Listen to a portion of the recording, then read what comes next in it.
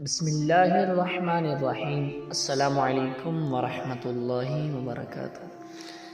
امید ہے کہ آپ اللہ عز و جل کے فضل و کرم سے خیر و عافیت سے ہوں گے۔ ہمارا واقعات چل رہے ہیں، ہمارا عنوان ہے حضرت موسیٰ علیہ السلام کی سیرت۔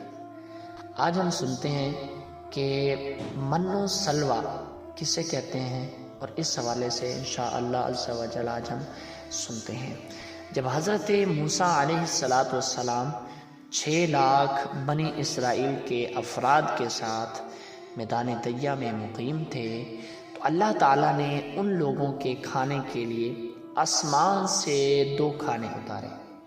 ایک کا نام من اور دوسرے کا نام سلوہ تھا۔ من بالکل سفید شہد کی طرح ایک حلوہ تھا، یا سفید رنگ کی شہد ہی تھی جو روزانہ آسمان سے بارش کی طرح برستی تھی، اور سلوہ پکی ہوئی بیڑیں تھی جو دکھنی ہوا کے ساتھ آسمان سے نازل ہوا کرتی تھی۔ اللہ تعالیٰ نے بنی اسرائیل پر اپنی نعمتوں کا شمار کراتے ہوئے قرآن مجید میں ارشاد فرمایا کہ وَأَنزَلْنَا عَلَيْكُمُ الْمَنَّ وَالسَّلْوَىٰ، ترجمہ کنز ایمان، اور تم پر من اور سلوہ اتارا۔ اس من اور سلوہ کے بارے میں حضرت موسیٰ علیہ السلام کا یہ حکم تھا کہ روزانہ تم لوگ اس کو کھا لیا کرو، اور کل کے لیے ہرگز اس کا ذخیرہ مت کرنا۔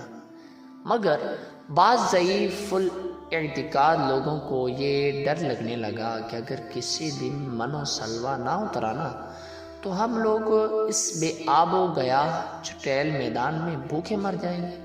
چنانچہ ان لوگوں نے کچھ چھپا کر کل کے لیے رکھ لیا، تو نبی کی نافرمانی سے ایسی نحوست پھیل گئی کہ جو کچھ لوگوں نے کل کے لیے جمع کیا تھا نا، وہ سب سڑ گیا، اور آئندہ کے لیے اس کا اترنا بند ہو گیا۔ اسی لیے حضور اقدس صلی اللہ تعالیٰ علیہ وآلہ وسلم نے ارشاد فرمایا کہ بنی اسرائیل نہ ہوتے تو نہ کھانا کبھی خراب ہوتا اور نہ گوشت سڑتا۔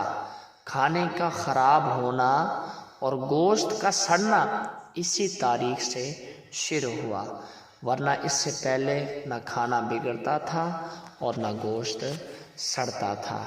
اس ویڈیو میں ہم نے بہت کچھ سنا، بہت ہی انفارمیٹیو یہ ویڈیو تھی۔